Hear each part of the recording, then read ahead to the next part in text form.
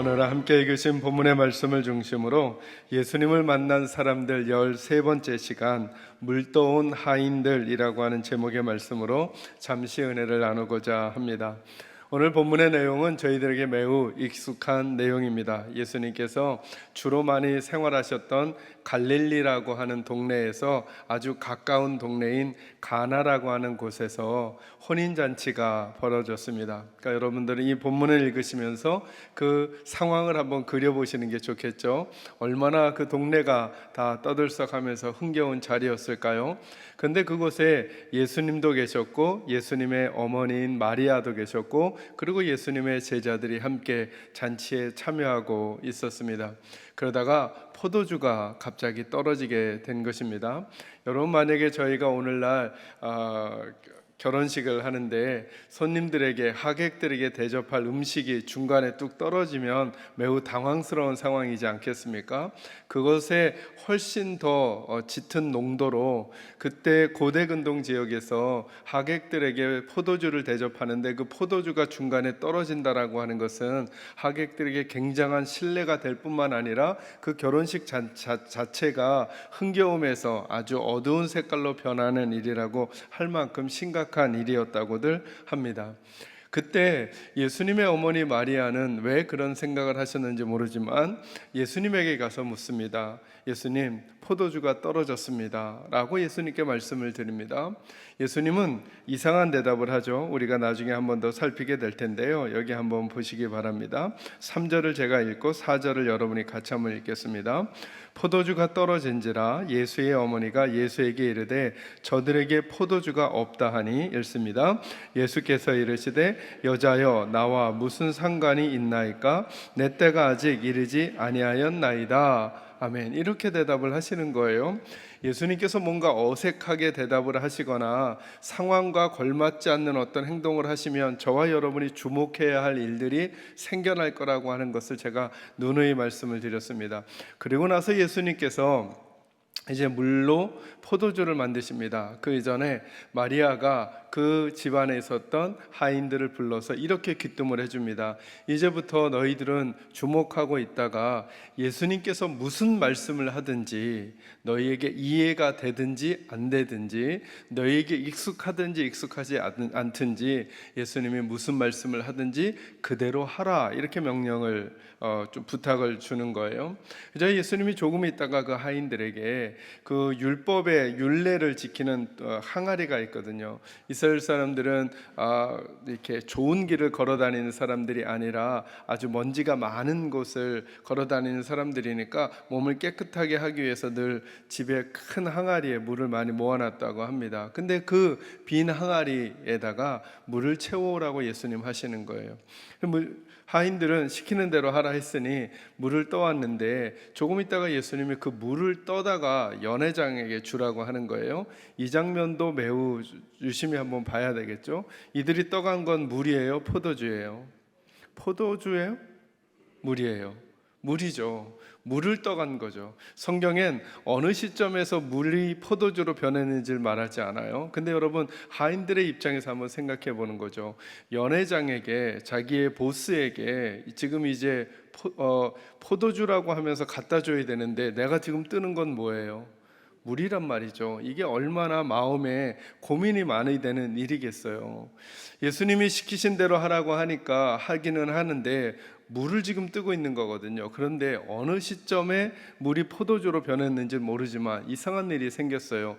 연회장에게 갖다 줬는데 그게 포도주였단 말이죠. 그게 오늘 본문의 내용이거든요.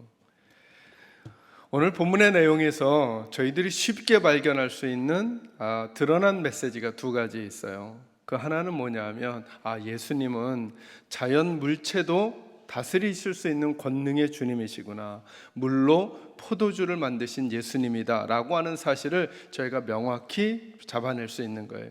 예수님은 저희들에게 도덕이나 윤리, 마음의 생각만 바꾸시러 오시는 그런 성각자나 아니면 좋은 가르침을 하는 선생님 정도가 아니라 이 세상에 다른 이들이 할 수 없는 우주 만물을 조종하시고 운영하시고 바꾸실 수 있는 분이라는 거죠. 이 사실이 가나의 혼인잔치에 있는 거예요. 그러니 오늘 어려운 시기를 만나고 있는 우리 예수의 사람들이 하나님 앞에서 해야 될 일들 중에 하나가 뭐냐면 주께서 그 권능을 오늘 이 나라와 이 세계 가운데 베풀어 주시기를 중보하며 기도하는 일이 우리에게 매우 중요하죠. 여러분 개인과 가정의 일들, 자녀들의 일들을 놓고도 한번 꼭 생각하셔야 돼요. 이것을 가능성의 한 부분에서 꼭 제하시면 안 된단 말이죠. 오늘 본문에 보면 논리적이지 않은 거, 합리적이지 않은 거, 이성적이지 않은 내용이 나와요. 여러분, 물이 포도주로 바뀔 수 있습니까? 지금 나는 물을 떠다가 주는데 그걸 전달해 주는 순간이었는지 아니면 떠가고 있는 순간이었는지는 모르겠지만 어느 순간인가 물이라고 하는 성분이 포도주로 변했습니다. 이건 과학적으로도 합리적으로도 이성적으로도 누구에게도 주장할 수도 그리고 설명할 수도 증명할 수도 없는 이야기거든요. 그런데 이 일이 하나님의 손에서는 가능하다는 것입니다. 여러분이 여러분의 가정을 이성적으로 그리고 합리적으로 그리고 논리적으로 파악했을 때 여러분의 가정은 어떻게 될 것 같으십니까? 여러분의 직장은 어떻게 될 것 같으십니까? 우리나라는 어떻게 될 것 같으십니까? 여러분의 자녀는 어떻게 될 것처럼 여러분의 이성과 논리와 합리성이 답을 얻어내고 있습니까? 거기에 이 한 가지 답을 예외로 두시면 안 된다는 것입니다. 물로 포도주를 만드신 우리 주님은 우리의 이성을 넘어 우리의 논리를 넘어 우리의 합리를 넘어 새로운 일을 행하실 수 있는 분임을 믿는 믿음으로 그 하나님 신뢰하는 태도 잊지 않는 저와 여러분이 되시기를 주의 이름으로 축원합니다. 저 역시 목회하면서 늘 하나님 앞에 그 태도 가지고 있습니다. 우리 교회가 어떻게 될까? 우리 성도들이 어떻게 될까? 재정적인 상황은 어떻게 될까? 이 프로그램은 어떻게 진행이 될까? 제 논리와 이성과 합리성으로 예측하고 분석하며 사역을 하려고 합니다. 그러나 마지막 한편에 꼭 제가 포기하지 않는 것 뭐 있냐면 그러나 하나님께서 일해 주시면 물로 포도주를 만드신 주님이 일해 주시면 우리의 생각을 넘어서는 우리의 시간을 넘어서는 우리의 스케줄을 넘어서는 하나님의 일이 일어날 수 있음을 믿는 믿음으로 목회하려 합니다. 저는 우리 식구들도 그런 믿음의 삶을 함께 살아갈 수 있기를 주의 이름으로 축원합니다. 두 번째 드러난 메시지가 뭐냐면 제가 여러분에게 여러 번 강조했던 말씀이에요. 여러분 오늘 본문을 다 읽어가기 전에도 우리가 알 수 있는 게 있어요. 이 가나의 혼인잔치의 가장 큰 문제가 뭐냐면 포도주가 없었다는 거예요. 근데 그곳에 누가 계셔요? 예수님이 계셔요. 그러면 그 아래 본문을 다 읽지 않고도 저와 여러분이 예상하자니까요. 내가 문제가 있는 그곳에 누가 계시면 예수님이 계시면 그 다음엔 어떻게 될 거라고요? 문제가 해결될 거라고 하는 예상을 하고 한번 본문을 읽어가 보세요. 그러면 분명히 문제가 해결돼요. 거꾸로 어디가 아주 잘 되고 있었는데요, 거기서 예수님이 빠져나가잖아요. 상황이 좋은데 예수님이 없잖아요. 그리고 나서 읽어가시면 거기에 문제가 생겨요. 그래서 저와 여러분이 늘 오늘 본문의 가장 큰 문제는 이슈는 그곳에 포도주가 떨어졌는가가 아니라 포도주가 떨어진 그곳에 예수님이 계신가 계시지 않는가를 묻는 거예요. 오늘 우리 사회와 우리 교회와 우리 가정과 그리고 나의 인생의 문제는 우리가 만난 어떤 이슈가 되는 문제인 것처럼 우리가 거기에 매몰되게 돼요. 그러나 성경은 이렇게 물어보라는 거예요. 포도주가 떨어진 그곳에 예수님이 계시는가 계시지 않는가. 이제 그걸 우리에게 적용하는 거죠. 오늘 경제적인 위기가 오는 우리 가정에 어떤 위기를 만난 나의 인생에 예수님이 계신가 계시지 않는가. 위기를 만난 한국교회 안에 예수님이 계시는가 계시지 않는가. 코로나 상황을 만난 이 세상 안에 하나님을 신뢰하고 하나님과 함께 하려는 사람들이 존재하고 있는가 그렇지 않은가가 더 큰 문제라는 거예요. 오늘 본문은 드러난 메시지로 그거 알려주고 싶은 거예요. 위기 가운데 있는 이 가나의 혼인잔치에 예수님이 계시다는 거죠. 그러면 저와 여러분이 예상해도 된다는 거예요. 그 위기는 극복될 거라는 거예요. 왜요? 그들이 믿었기 때문에, 그들에게 단단한 각오가 있었기 때문에, 집중된 협력이 있었기 때문에. 아니요, 그곳에 누가 계셔야? 주님이 계셔야 하는데 주님이 계시기 때문에 그 문제 해결될 거라는 거예요. 위기가 오면 사람들이 뜻을 모을 수도 있을 거예요. 믿음을 작용한다고, 이 얘기 조금 이따 더 할 텐데요. 믿음을 작용한다고 할 수 있을지도 몰라요. 그러나 더 중요하게 봐야 하는 게 있어요. 주님이 우리와 함께하고 계시는가, 그렇지 않는가. 그러니 여러분, 저와 여러분도 우리의 인생을 살면서 제일 중요하게 그리고 민감하게 점검할 게 뭐냐면, 주님이 나와 우리 가정과 내가 하는 일과 함께 하시는가, 아니면 주님이 인식되지 않으면서 나 혼자 혹은 우리 가정 혼자, 우리나라 혼자 이걸 애쓰고 있는가를 점검하는 지혜, 오늘 본문에서 명백히 주고 싶으신 두 번째 메시지라는 거죠. 근데 오늘은 조금 다른 각도에서 오늘 이 말씀 여러분과 좀 나누려고요. 예수님을 만난, 오늘 본문의 말씀을 잘 읽어보니까 본문에서 예수님을 만난 사람들이 여럿 있어요. 그죠? 예수님의 제자들도 예수님을 만난 거죠. 그 상황에서 연회장도 예수님 만났죠. 신랑도 예수님 만난 거죠. 그 잔치 안에 있었던 수많은 사람들이 예수님을 만났는데, 오늘 이 요한복음 2장 1절에서 11절 말씀은 누구를 위해서 준비된 말씀인가 라고 하는 각도에서 묵상해 보니까 물떠온 하인들이 주인공일 수 있겠다는 거예요. 왜냐하면 이런 것 때문이에요. 오늘 핵심이 되는 구절을 저는 두 구절로 보았는데요. 여러분 9절 말씀 한번 봐보셔요. 9절 같이 한번 읽을까요? 읽습니다. 시작. 연회장은 물로 된 포도주를 맛보고도 어디서 났는지 알지 못하되 물떠온 하인들은 알더라. 연회장이 신랑을 불러. 아멘. 자, 9절에 보면 대조적인 표현을 해줘요. 알만한 사람은 모르고 모를 만한 사람이 아는 거예요.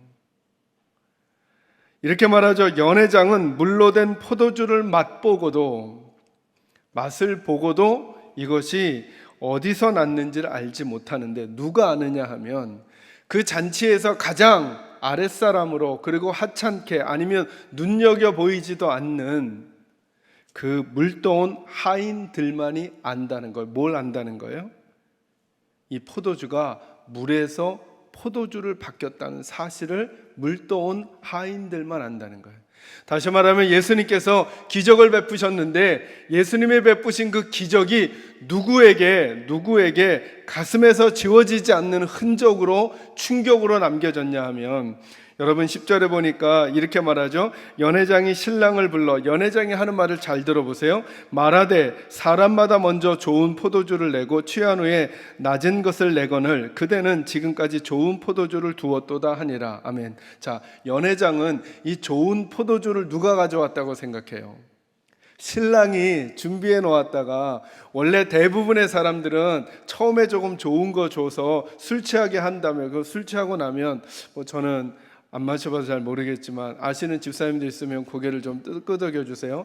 술 취하고 나면 그 다음에 맛이 다 이렇게 민감하지 않으니까 나쁜 포도주 내는 게 일반적인데, 이 연회장이 마셔보니까, 제가 지금 손을 조심하고 있는 거 아시죠? 연회장이 보니까 이 물로 된 포도주가 너무 맛있는 거예요. 그래서 어떻게 말하느냐 하면, 이 말을 누구에게 하는지를 잘 보세요. 연회장은 예수님에겐 아무 관심이 없어요. 아니, 그걸 몰라요. 그래서 신랑에게 말하는 거예요. 대부분의 사람들은 좋은 거 먼저라고 나중엔 질 낮은 포도주로 그냥 대충 대접하는데, 자네는, 신랑은, 그대는 이 좋은 포도주를 보관했다가 지금 갖다 주는군. 이것이 어디서 왔는지를 모르는 행동을 하는 거죠. 그러나 누구는 알아요. 물떠온 하인들은 이 일의 처음과 중간과 나중을 안다는 거예요. 다시 말하면 이 일이 누구에게서 일어난 일인지 그는 알고 있다는 거예요. 그 하인들은. 그러니 여러분 생각해 보세요. 이 장면이 지난 다음에 연회장이 살아가는 인생과 물떠온 하인들이 살아가는 인생이 얼마나 다르겠어요. 그들은 이 충격을 놓치지 않을 거예요. 그래서 제게는 물떠온 하인들이 주인공 같다 보이는 거예요. 저는 우리 사랑하는 계산자일교 식구들도 그래요. 만약에 오늘 이 예배가 가나의 혼인잔치예요. 설교를 듣고 찬양을 듣고 예배의 처음부터 마지막을 참여했어요. 그래서 가서 얘기하는 거예요. 와, 권목사님이 이렇다더라. 찬양을 하는 사람이 이렇다. 예배 순서가 이렇다. 계산자일교는 예배당이 이렇다. 라고 말하는 것은 연회장이 신랑을 불러 너 좋은 포도주 가져왔구나 정도밖에 말하는 게 아니라는 거예요. 저는 우리 식구들이 물떠온 하인들이 됐으면 좋겠어요. 근데 그 일이 누구 때문에 어떻게 일어났는지를 아는 사람이 되는 거죠. 그 예배에 참여했는데 그 참여한 예배를 통해 하나님의 일하심이 경험되고 하나님이 어떤 분이신지를 알게 되고, 그래서 예배를 마치고 나서 사람에 대한 얘기를 할 게 아니라 하나님에 대한 얘기를 할 것이 많아지는 인생이 우리도 되었으면 좋겠다는 거예요.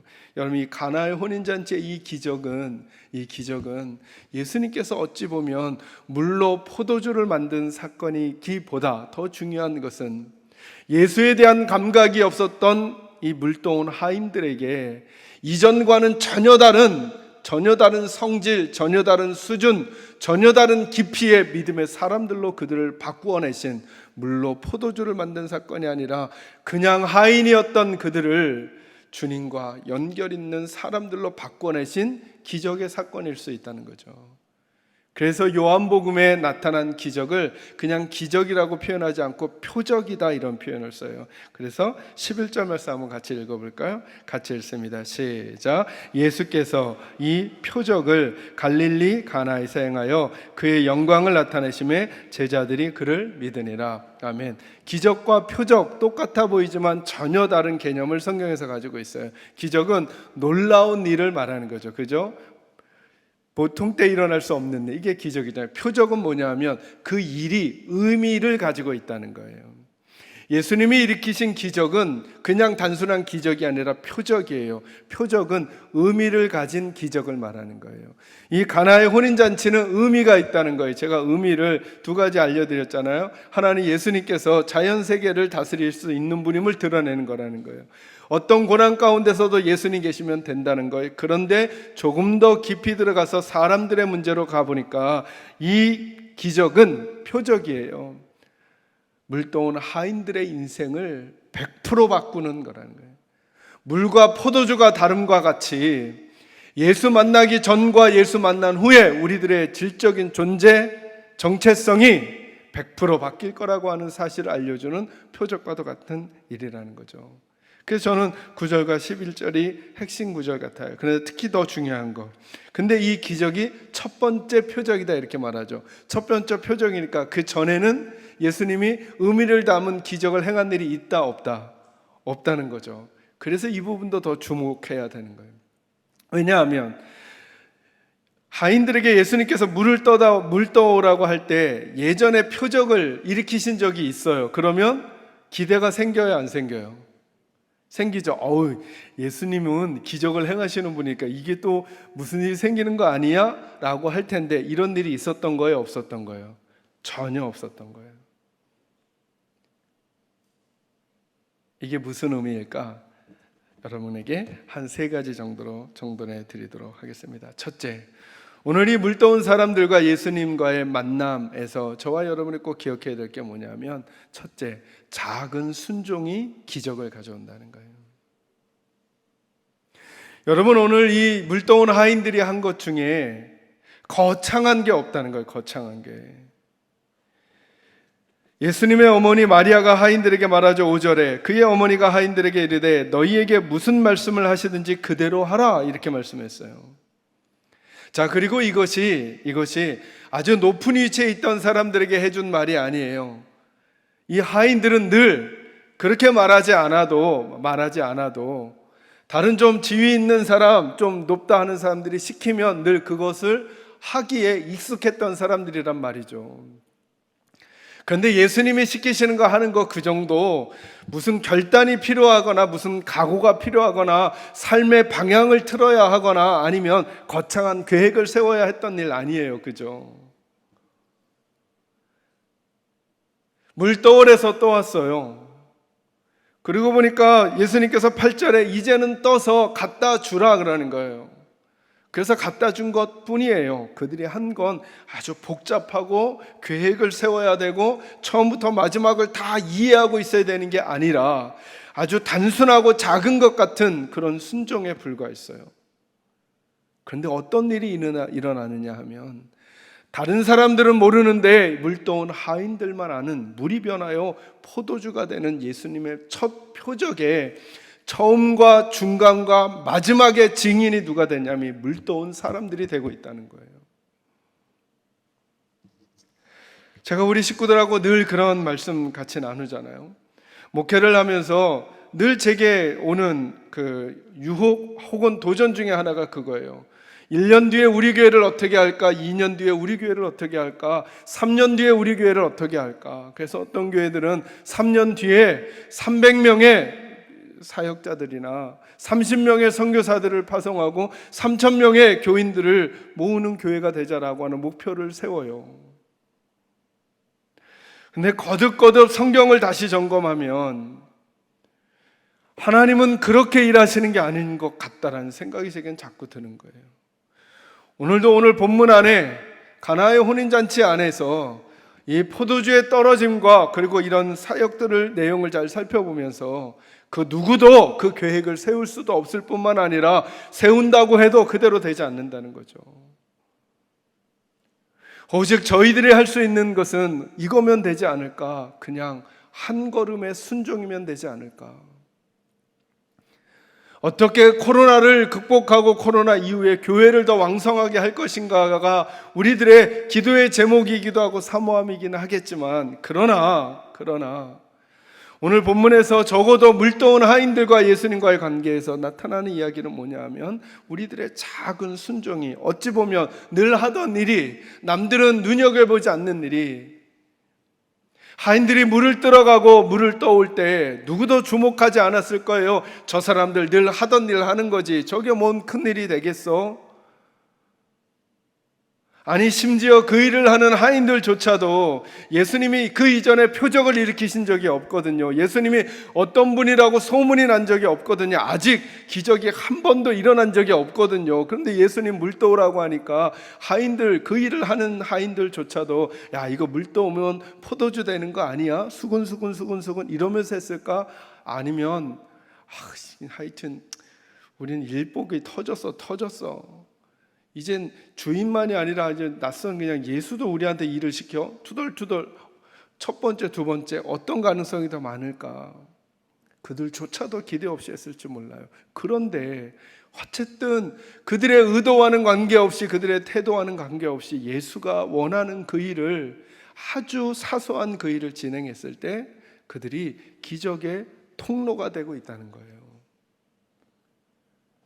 우리 사랑하는 계산제일교회는 우리 사랑하는 계산제일교회 식구들은 오늘 우리 한국교회는 하나님 앞에 얼마나 위대하고 큰 일을 해드리고 싶은가 이 문제에 천착해 오늘 저와 여러분이 걸어가야 할 한 걸음의 순종조차도 가벼이 여기고 있지는 않은가 돌이켜보시고 하나님의 놀라운 기적들은 항상 거창하게 온 게 아니라 하나님의 놀라운 기적들은 사람들의 작은 순종을 통해 왔어요. 말씀드렸죠? 홍해를 가는 사람이 누구예요? 모세 아니라는 거 알려드렸잖아요. 홍해를 누가 가르쳐요? 하나님이 가르치죠. 모세가 한 일은요, 홍해 물을 퍼내요? 아니죠. 손에 든 지팡이만 내밀어요. 여러분, 손에 든 지팡이 든 손을 내미는 게 어려워요? 쉬워요? 이건 너무 쉽죠. 그래서 이렇게 말하긴 너무 민망한 거 아니에요? 모세가 자기 손을 내밀어서 홍해를 갈랐다, 이 말은 너무 민망한 거죠. 누가 가르쳤어요? 하나님이요. 그의 작은 순종을 통해 여리고성을 허물기 위해 여호수아와 그의 백성들이 한 건 그냥 동거밖에 없어요. 동거밖에 없어요. 그죠? 그리고 함성을 지르니까 무너져요. 이렇게 말하면 안 되는 거죠. 그러니까 앞으로 어떤 성을 허물거나 어떤 땅을 점령하고 싶거든 여호수아의 백성이 했던 것처럼 그 땅을 뱅뱅뱅뱅뱅뱅 돌면서 소리를 지르면 될 거라고 생각하는 건 너무 어이가 없는 거죠. 왜요? 누가 허무셨는데요? 하나님이 허무셨는데요. 그러니까 우리가 물로 포도주를 만들려면 하인들처럼 물 떠오면 되는 게 아닌 거죠. 그들이 한 건 아주 작은 순종에 불과하고 기적은 누가 일으키신 건데요? 주님께서 하셨는데요. 물을 떠와야 돼요. 기적을 일으키시는 주님과 친해야 돼요. 우리 혹시 계속 물만 떠오는 게 아닌가? 기적의 주도권은 주님께 있으니까 저와 여러분은 큰 거 준비하지 않아도 될지 몰라요. 지금 저와 여러분이 처한 위치에서 내가 할 수 있는 한번 이 질문 꼭 스스로에게 던져보시는 거예요. 우리 주님께 드릴 수 있는 한 걸음의 순종은 뭔가? 한 걸음의 순종은 뭔가?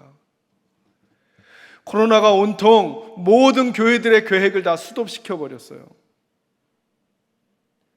그 전에 이 일은 하나님의 뜻입니다라고 말했는데 코로나가 오니까 다 스톱이 돼 버렸어요. 그러면 더 정직하게 물어야죠. 우리가 꿈꿨던 그 꿈은 하나님의 꿈이었는가? 목회자의 꿈이었는가? 교회의 꿈이었는가? 그러니 어떤 상황이 와도 포기되지 아니하고 어떤 상황이 와도 물러나지 않을 수 있는 하나님의 꿈을 꿔야만 우리가 부끄럽지 않은 일이 되는 거잖아요. 우리 교회에 2,000명 모이는 게 하나님의 꿈입니다 했는데 올 1년 동안 우리가 2,000명을 못 모으면 하나님께 하나님의 능력이 없어진 것입니까? 우리 물어야죠. 2,000명을 모으는 게 하나님의 꿈이었는가? 목사의 꿈이었는가? 교회의 목적이었는가? 이젠 다시 꿈을 꿔야죠. 오늘 물떠온 하인들이 한 작은 순종이 하나님의 기적을 가져왔어요. 그러니 여러분, 이게 우리에게 얼마나 위로와 격려가 되냐면 이 코로나 상황에서도 우리가 할 수 있는 일이 있다는 거예요. 주님에게 해드릴 수 있는 일이. 그게 뭐냐면 거창하지 않아도 돼요. 남들보다 세련되지 않아도 돼요. 그러나 저와 여러분이 깨닫는 작은 하나의 순종, 한 걸음의 순종, 예배의 자리를 지키고 우리가 처한 자리에서 하나님의 백성의 표정을 지어내고 그런 말을 하고 그런 눈빛을 하는 그런 작은 순종들이 놀라운 하나님의 기적의 통로가 될 수도 있다는 사실을 믿으시면서 절대 상황 앞에 절망하거나 낙심하거나 무너지거나 망가지지 마시고 오늘 내가 주님께 드릴 수 있는 한 걸음의 순종은 무엇인가 잘 분별하시면서 그 태도를 지켜내시는 저와 여러분이 되기를 주의 이름으로 축원합니다. 두 번째 나누고 싶은 말씀은 이거예요. 그래서 기적은 은혜로 온다는 거예요. 기적은 은혜지, 이렇게 말하는 분들이 있어요. 기적은 믿음을 통해서 온다는 거예요. 정말 기적은 믿음을 통해서 오는 걸까? 오늘 본문을 잘 보세요.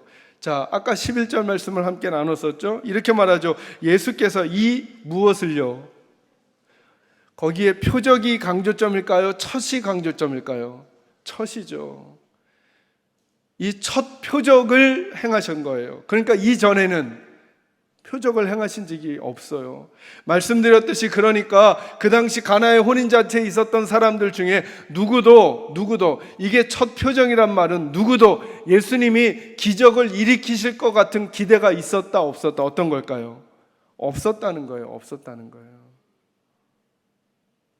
아무도 야, 이런 상황이 됐으니까 예수님이 물로 포도주를 만들겠지, 아니면 하늘에서 포도주를 떨어뜨리시겠지, 아니면 조금 남은 오병이어는 아직 안 일어났었으니까 오병이어처럼 조금 남은 포도주에 축사하시면 이게 5,000명이 먹고도 12항아리를 남기게, 이런 생각을 할 사람이 아무도 없었다는 거예요. 아무도. 그러니까 물을 떠온 하인들도 기대하고 했어요? 기대하지 않고 했을까요? 기대하지 않았다는 말은 믿음으로 했다는 거예요? 믿음으로 하지 않았다는 거예요? 거기엔 믿음이 전혀 작용하지 않았다는 거예요. 그런데 기적을 일으키셨어요. 누가요?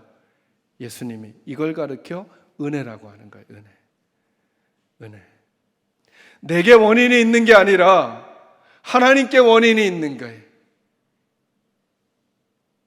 나의 탁월함과 나의 뛰어남과 나의 열심의 이유와 근거가 있는 게 아니라 오늘 본문의 어떤 사람들에게서도 근거를 찾을 수 없는데 그 결과가 나타난 것, 이걸 은혜라고 해요.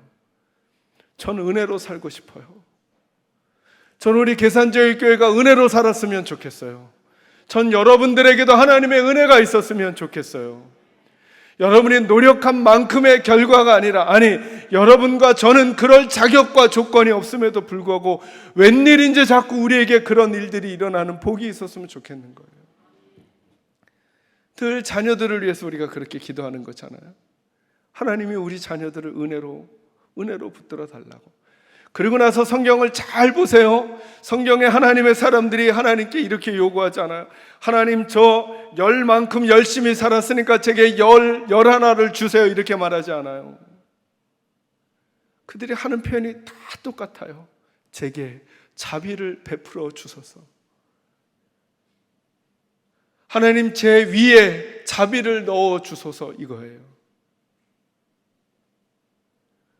저는 하나님이 부어주시는 자비 없이는 살 수 없는 존재입니다.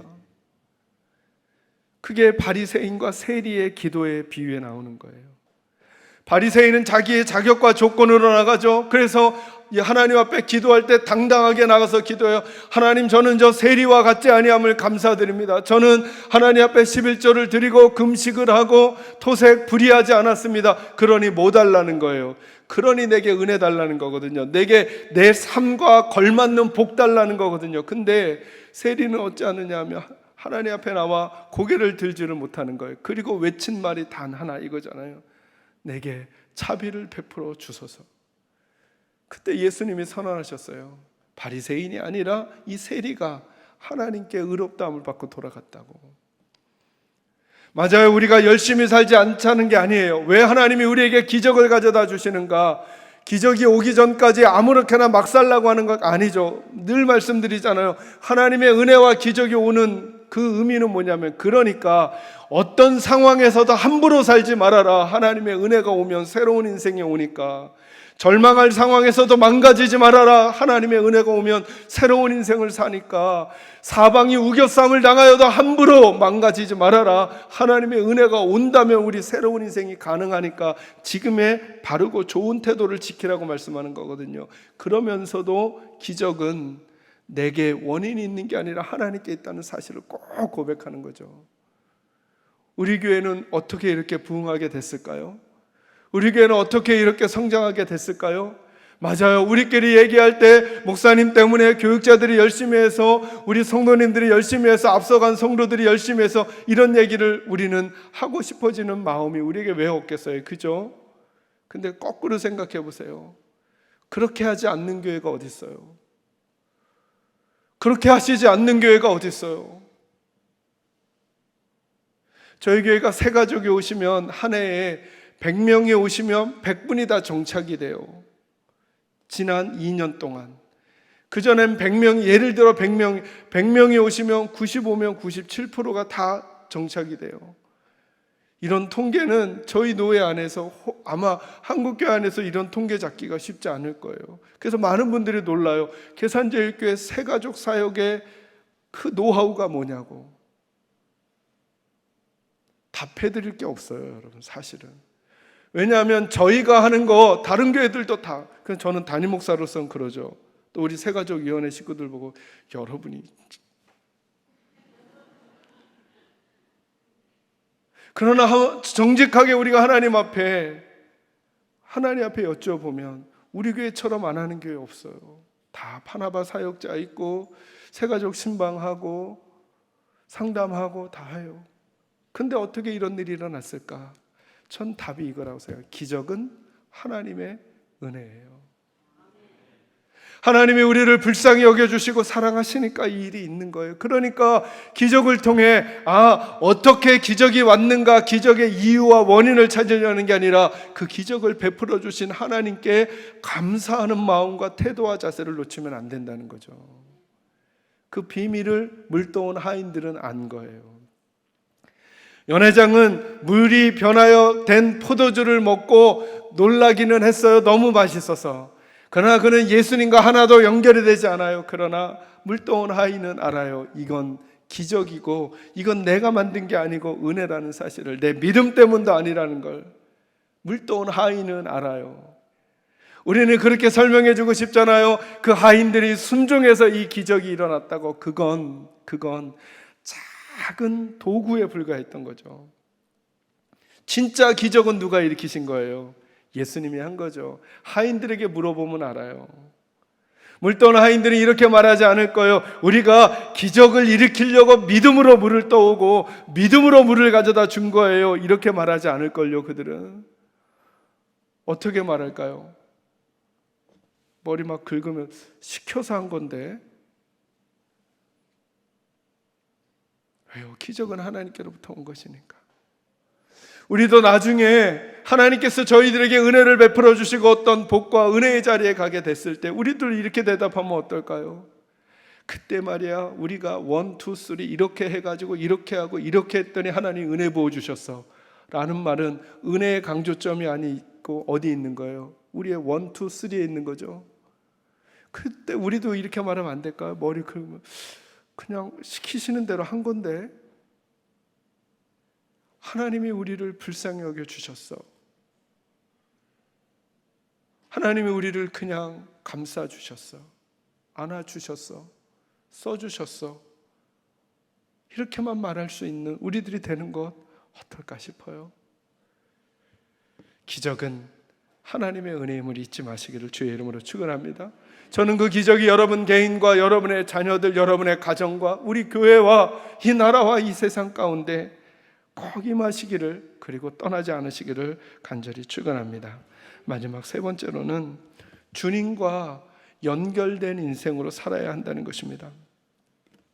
9절 말씀이 저에게 주는, 그리고 우리들에게 주는 충격은 이거예요. 연회장은 물로 된 포도주를 맛보고도 어디서 났는지 알지 못하되 물동은 하인들은 알더라. 이게 아마도 이 가나의 혼인잔치 말씀에서 주고 싶으신 가장 중요한 구절일 것 같아요. 물동은 하인들만 알더라. 하인들의 인생은 물이 변하여 포도주가 된 것처럼 이 사건 이전과 이후가 달라질 거예요. 그 이유는 단순한 기적을 보았기 때문이 아니라 기적을 행하시는 예수를 만났기 때문인 거죠. 예수에 대한 감각으로 이제 그들은 살게 될 거예요. 이 장면 이후에 그들은 또다시 인생에서 벽을 만날 수도 있고 장애물을 만날 수도 있고 아픔과 억울함과 배신을 당할 수도 있겠죠. 그때 그들은 예수에 대한 감각이 살아날 거예요. 맞아. 그때 그 가나의 그 혼인잔치에서 아무도 모르지만 우리는 다 알지. 우리가 떠왔던 그 물이, 우리가 가져다 주었던 그 물이 어느 순간에 포도주로 변했는지 모르지만 그것이 포도주로 변한 그 사건을 우리는 알지. 그 일을 행하신 예수님을 우리는 알지. 그분이 내 인생에 지금도 이 벽이 변하여 길이 되게 하시고 이 캄캄함이 변하여 밝음이 되게 하시고 이 어두움이 변하여 광명이 되게 하실 수 있을 거야 라고 하는 예수에 대한 감각으로 사는 인생으로 변하는 사건이 이거 아니냐는 거예요. 저는 우리 식구들에게도 그런 하나님과 여러분만의 비밀과도 같은, 그러니까 이런 거잖아요. 이 본문 안에선 아무도 모르는 주님과의 비밀이 생긴 사람들이 있는 거예요. 물도온 하인들이죠. 여기저기 떠버리지 않아도 그들의 가슴 속엔 벅찬 감동으로 계속 남아있을 거예요.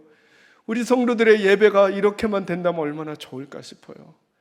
남들에게 말해주지 않아도 예배를 드리고 찬양을 하고 말씀을 듣고 이 자리를 떠날 때마다 주님과 여러분만의 비밀이 생겨서 나가는 거예요. 그러면 여러분은 어떤 상황에서도 절망하지 않는 인생이 되지 않겠냐는 거죠. 여기 예수님에 대한 감각이 있는 한 사람 얘기 간단히 하고 말씀 마무리할게요. 예수님의 어머니 얘기인데요. 여러분 3절부터 제가 읽어갈게요. 포도주가 떨어진지라 예수의 어머니가 예수에게 이르되 저들에게 포도주가 없다 하니 예수께서 이르시되 여자여 나와 무슨 상관이 있나이까 내 때가 아직 이르지 아니하였나이다. 그의 어머니가 하인들에게 이르되 너희에게 무슨 말씀을 하시든지 그대로 하라 하니라. 아멘. 여러분 어색하지 않아요? 마리아는 예수님의 누구라고요? 어머니죠. 포도주가 떨어진지라 예수의 어머니가 예수에게 이르되 저들에게 포도주가 없다 하니 예수께서 이르시되 뭐라 그래야 돼요? 뭐라 그래야 돼요? 엄마 혹은 어머니 이래야 되는 거 아니에요? 우리가 저와 여러분이 너무 믿음이 좋으니까 예수님은 하나님의 아들이시니까 그럼 여러분 예수님께서 딴 때는 마리아를 뭐라고 불렀을까요? 여자여 나 배고프니까 밥 좀 줘. 그냥 그 상황으로 들어가 보자는 거예요. 15살 난 예수가 마리아를 어떻게 불렀을까요? 여자여 뭐 이렇게 불렀을까요? 그래서 이 본문을 해석하는 학자들이 꼭 주석을 달아요. 이 여자여는 이렇게 낮추어 말하는 멸시해서 하는 말이 아니라 경어다. 아무리 경어라 그래도 여러분 어머니 보고 여자여 이렇게 말합니다. 예수님이 이 표현을 쓰실 때 그 더 이상한 건 마리아의 반응이에요. 마리아가 그 말을 듣고 기분이 언짢았다, 이게 아니라 도리어 5절에 의미심장한 부탁을 하는 거예요. 그의 어머니가 하인들에게 이르되 너희에게 무슨 말씀을 하시든지 그대로 하라, 이렇게 말하는 거예요. 약간 어색하잖아요. 이게 뭔 말이야? 나한테 여자여라니, 이렇게 말해도 될 것 같은 상황인데 마리아는 다르게 들었단 말이에요. 그 단어를. 무슨 말이냐 하면, 예수님은 다른 때는 배가 고프거나 아니면 뭘 하거나 일상생활을 할 땐 어머니, 어머니, 어머니, 어머니 이렇게 불렀을 텐데, 예수님이 희한하게 자기를 가리켜 여자여라고 가리킬 때가 있다는 거예요. 이 단어는 예수가 그냥 쓰시는 게 아니라 나의 육신의 아들로서의 예수가 아니라 하나님의 아들, 아니 하나님 그분으로서 내게 무슨 말씀을 하실까 하실 때는 늘 이 단어를 쓰시는 것에 대한 감각이 마리아에게 있었던 게 아닌가 하는 거예요. 그러자 마리아가 힌트를 딱 얻은 거예요. 아, 오늘 무슨 일인가가 일어나겠구나. 왜냐하면 저 예수가 날 가리켜 여자여 하면서 아들의 신분이 아닌 하나님의 신분으로서 자기에게 말씀하니 오늘 하나님으로서 하시는 일이 일어나겠구나 라고 하는 감각이 그에게 있었던 게 아닌가 하는 거예요. 저는 우리 사랑하는 계산주의교회 식구들도 그랬으면 좋겠는 거예요. 세상을 살아가면서 우리의 인생을 읽어가면서 우리의 가정을 꾸려가면서 교회와 나라와 세상을 향해 기도하면서 하나님과에 대한 관계에서 오는 감각이 있었으면 좋겠는 거예요. 그리고 그 하나님에게서 오는 감각, 하나님에 대한 느낌, 하나님에 대한 민감함은 우리로 하여금 작은 순종, 한 걸음의 순종을 하게 하면서 내 인생은 내 노력만으로 되는 게 아니라 하나님의 은혜가 덧입혀져야 함을, 그리고 우리에게 다른 이들은 모르는 나와 하나님 사이에 말씀을 통한, 아니면 찬양을 통한, 아니면 기도를 통한 하나님과의 나만의 비밀스러운 이야기들이 하나쯤은 있어야만 그 힘으로 우리가 사는 게 아닌가. 그리고 물으십시오. 여러분이 이 시간들을 살면서 여러분 안에 주님께서 여러분과 동행하는 그 감격과 기쁨이 있는지, 다른 어떤 것을 해야 할지를 잘 모르겠거든 다시 주님을 가까이 모시고 주님께 가까이 가고 그 주님과 민감한 교제를 통해 내가 오늘 할 수 있는, 개인적으로, 가정적으로, 교회적으로 할 수 있는 작은 한 걸음의 순종을 해가면서 하나님의 아름다운 도구로 쓰임받는 저와 여러분이 되시기를 주님의 이름으로 축원합니다. 기도하겠습니다.